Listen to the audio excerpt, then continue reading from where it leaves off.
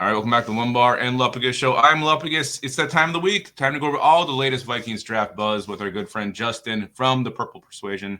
Justin, how the hell are you? Good, not too bad. It's warming up here, so I'm enjoying the weather and I'm getting stuff out there for you guys. So it's been fun.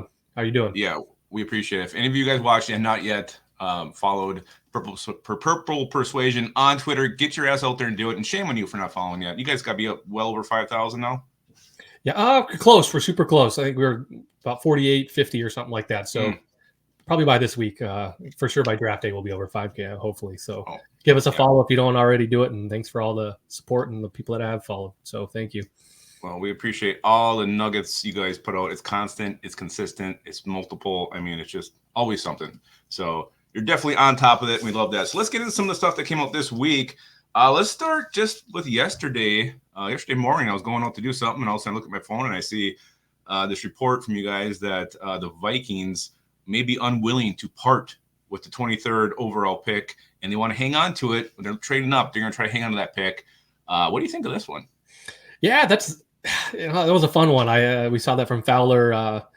Shout out the real Minnesota sports fan. So thank you for sending us that to get us on that kind of the viral video and the talk of the day yesterday. But it was interesting stuff. I think it's more of a smokescreen. It's definitely coming from the Vikings in some way, shape, or form. But I think it's really them. I think they have to give up the 23rd pick if they're going to get into the top 5. I think from how I see it is I think that's going to be more of them trying to get out of the 2025 first. I think they're really trying to hype up this pick 23. There's going to be a lot of defensive talent at that spot. Some of the top players at their positions on the defensive side of the ball. So for me, it's more of them kind of really playing that this 23rd pick's really valuable. And I think it's more of a smokescreen by the Vikings trying to get them to kind of maybe other teams in the top 5 to lower their offers. And then maybe just 11 and 23 and, maybe a 4th or a future 3rd or something like that. So that's kind of how I see it. But if they were going to play hardball with that pick 23, then I don't see them moving up into the top 5. Well, it's interesting, too, because the report, he said other teams believe the Vikings want to hang on to that. So that's the way it was worded, which I thought was kind of interesting, too. So if it is a smokescreen, maybe it's working. Maybe it's working. Yeah, hopefully it is working a little bit. But that's kind of my take on it. But who knows? With smokescreen season, it's hard to see what's real, what's not real. But I think that's kind of how the Vikings are playing it, from if I had to kind of guess. Yeah, and then there was other stuff coming out about the Vikings and the Falcons and this compensation they may receive because of the tampering with Kirk Cousins. What's your take on that? I mean, potential pick swap. I know it happened with the Cardinals and the Eagles last year, and it happened on the draft, right before the draft started. So anything to that? Yeah. Do you expect something to happen? Yeah, I think that's a good question. I actually wouldn't be that shocked if it actually did happen. I know people are like swapping first round pick is totally different than the 3rd. But it's really only 3 spots. And I think it could really send a message to the league like, hey, we will swap your guys' first if you guys are tampering. It's obviously very clear that they did.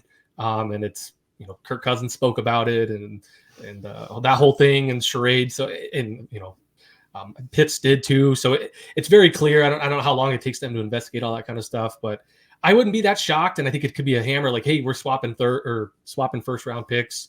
It's never been done before, at least in the first round. And really it wouldn't affect the Falcons too much. Maybe they get the second best defensive player off the board. And there's still going to be a lot of good quality players that they could easily pick up, at pick 11 too. So they're only sliding back down a couple spots. And I think it could send a good message to the league, and it wouldn't be that detrimental to the Falcons. And obviously be a huge boost to the Vikings. I mean, going from 11 to 8, you're within striking distance. And I think Flory even mentioned maybe they could wait it out and, call the Giants bluff on, JJ McCarthy, not have to give up anything. But, if I were to put money on it, probably doesn't happen, but I definitely wouldn't be shocked if they did end up doing the first round swap. Yeah, it'd be huge. I mean, huge for the Vikings. Just the Cardinals can now go to 8 and still get those receivers, which I think is definitely more tantalizing for them. And then I don't think it even affects the Falcons. I think they're going to probably get the same guy at 11. They get at 8. Get the same guy too. That's exactly what I was saying. Yep. I mean, maybe the Bears take an edge if the receivers are gone, but yeah, interesting. We'll see what happens there. But I think last time it was 3rd rounders and they lost a 4th rounder this year. So again, I just can't. Why would you tamper to get Jonathan Gannon? That seemed weird to me. Let's go to this one. This is interesting. This kind of just came out that the Vikings, I think it was Albert Breer maybe reported this, but they worked out Bo Nix last week. The same time they're out there with Michael Penix. I mean, this kind of kills that whole Penix thing, right? Like they sent this contingency out. If you're gonna go see 2 quarterbacks in one trip, it's just due diligence now, right? That's all it was. Yeah, it's due diligence for Nix and Penix. They're eventually going to have 5 of the top 6 quarterbacks. Daniels is up on Thursday. Obviously, Caleb Williams is not a remote chance that's happening. So I think they're just doing their due diligence. If they get shut out from the top 5, they have a backup plan. And in my opinion, I think I would hate Penix or Nix, but if they were to go that route, they get shut out from the top 5 and those top 4 quarterbacks. I think Nix is probably a better fit for what KOC wants to run than Penix. Bo Nix set the college record for completion percentage, and KOC said it multiple times that his number 1 attribute is an accurate quarterback. So I think he fits there, and Penix kind of struggles with accuracy. He's got an excellent, probably the best deep ball of all the top quarterbacks, but he struggles in the intermediate and the short, kind of with that speed and the power of his throws. If they get shut out and it's one of those 2, I kind of lean towards Nix, at least for my personal preference. But if from the Vikings perspective, it's probably plan C or D at this point. I think May's plan 1A, McCarthy's plan 1B, and then from there you're getting into the Nixes and the Penixes of the world. Mm-hmm. And that's kind of how I see it. But I think they do they're just doing their due diligence, comparing quarterbacks. Or hey, maybe we can get Bo Nix. I know Kwesi mentioned it. They value where they're selected and what do they view Nix as a franchise top quarterback? Well, maybe not, but he could be a solid at 2nd round or something, or late 1st. I don't know how they have their board going, but that's kind of the whole scheme with that kind of stuff. Yeah. So let's stick with Kwesi. He had a press conference randomly on a Thursday here last week, and he had this quote: "There are multiple quarterbacks that we are in love with just on an outright basis, but there are also other guys we're in love with, given if we get them at a certain value," which is something you kind of alluded to. Yeah. If we get them at a certain value, so that's I think the key part of that. Like, where do you love this guy? I mean. Yes, I don't think they'll take a quarterback to take a quarterback. I think Kwesi said that from day one, or at least very early on in his tenure here in Minnesota, that he just doesn't want to take a quarterback to take it now. And I also don't think he's scared to move up and get the guy that they like. I think they like 3 of the quarterbacks. They like Daniels, they like May, they like McCarthy, all within that top 5 range. But yeah, it's Kwesi's. He's the typical general manager, doesn't really say a whole lot. I mean, there was some interesting quotes that he did have, but he kind of just plays all the cards, all the sides. And, you can cherry pick your own quotes to maybe give a tell or opinion that you think you want or want to pursue or want the Vikings to do. But yeah, I don't think I wouldn't read too much into it, but yeah, they probably value Nix, as a 2nd rounder or late 1st. And that could still bring value if they do get shut out for getting those top 4 quarterbacks. But I don't think it's in the realm of, they're probably their first 3, choices to go. And what they want to do. So you mentioned it too, and Doogie reported this too, that the Vikings are reportedly happy with Daniels, May, or McCarthy, like equally, which is something I think we've all kind of assumed and thought, and I think that's the right approach. If you end up loving one guy, that's you're more of a risk of trading up and maybe putting all your eggs in one basket. So the fact it came from Doogie and the fact he said this, I mean, I think we all kind of assumed this, right? Yeah, I assumed it too. I mean, there was a little bit of a weird thing with Daniels. I think Doogie's, I think we all thought they met at least at his pro day that he met, with McCown and all that kind of stuff. But it sounded like that didn't never happen in that conversation. And at least a meeting never happened with Daniels on his pro day. And they had been in contact. But as of, early or late last week, they did get something on the books with Daniels. It was some rumors maybe saying that they don't expect the Vikings to even have a legitimate shot at him, which I don't necessarily think they do. I think the Commanders are going to take him at pick number 2. So there was some kind of drama there. But it looks like they did get something. I still don't know if it's a workout or if it's just a meeting. I got some conflicting things that I was reading and from other people that have reached out to us. It sounds like it's not an actual workout and it's just a meeting. So we'll see. Maybe as we get closer to Thursday, we'll get some more kind of clarity on what this meeting is, per se. Yeah. But yeah, I think they like all 3 within the top 5. I think it's May, McCarthy. I think they feel is probably a realistic get that they can, move up for. I think May's number 1. I think it's Gosling and Lewis. All those guys have really doubled down that May is kind of their priority. But I think they'd be very, very happy with JJ McCarthy, and that's been linked to a lot of the ESPN guys. And I think they like Daniels, maybe above all of them. I think that in a realistic perspective, I don't think they can get him. But who knows? Maybe they shock the world and move into 2 and we all just go crazy. It should be fun. We'll be going crazy. That's for damn sure. That'd be so Speaking of pick number 2, Matt Miller, Info Draft Scout, he's buying into JJ McCarthy going 2 overall. What do you think about that one?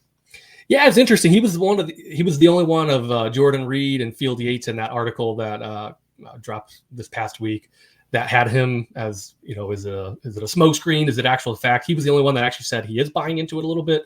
The other 2 were selling. I think there is some steam there.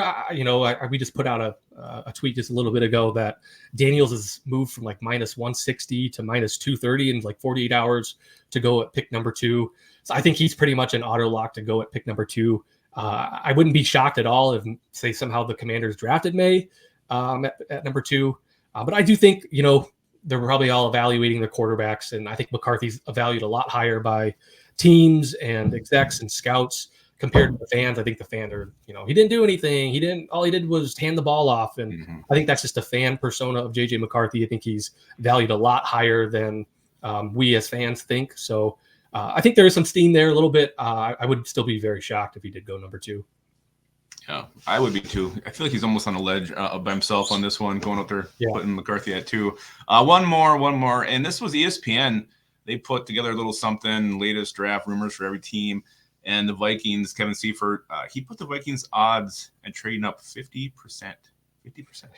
Yeah, I'm not the biggest Seifert guy. I think he's kind of regressed a little bit. And in my opinion, I don't know if he really wants to be the Vikings beat when Courtney Cronin left. I think he kind of got forced to do it. I think he prefers to do other types of writings. He gets kind of, I don't know, if you read his stuff, there's not a lot there. It's, I don't know. I think I don't want to say he doesn't try with what he does, but if you compare his work from what he did 10 years ago on the Vikings to where it is now, it's on a completely different level. Mm-hmm. But the 50%, it's probably kind of accurate. I mean, it's a coin flip. I think that's probably, if you were just put odds on it, the Vikings being able to trade up, let's flip a coin. It's probably, that's a realistic number, but I think it's also just it's a simple answer that they can give that, plays both sides. I think it's more 75%, 80% that, the trade up is going to happen. But, who knows kind of his agenda and what he's writing. And I think it's kind of just more of a cop out, easy answer, 50%, which people buy into it and take it as they leave it. But I think if you want to put some time and effort into it, I think it's a lot higher than that. And, Paul Allen spoke about it the other day too. He said after the presser with Kwesi, and the vibe that he was getting around TCO when he was there on whatever Thursday or Wednesday or Thursday, whenever Kwesi spoke, he said like he was at a 50-50 and now he's walked away from that and it's a lot higher. So I would put it at about 75-80%. Yeah, I would too. I thought that was way too low, 50%. Yeah, way too low. Yeah. Way too low. All right, Justin, we appreciate you again coming on and touching on these latest Vikings draft news and nuggets. Probably do it one more time next week, right before the draft, and then the season of rumors begins. And then draft week. We're almost there. About a week and a half. So can't wait. Having me on as always, and it's always fun to recap the news for the week. So thank you. Absolutely. Again, everybody who's watching, if you have not done it, go give them a follow on Twitter. It's fantastic. Again, you will not regret it. All right, that's going to wrap this one up. Just keep your skull in your hole.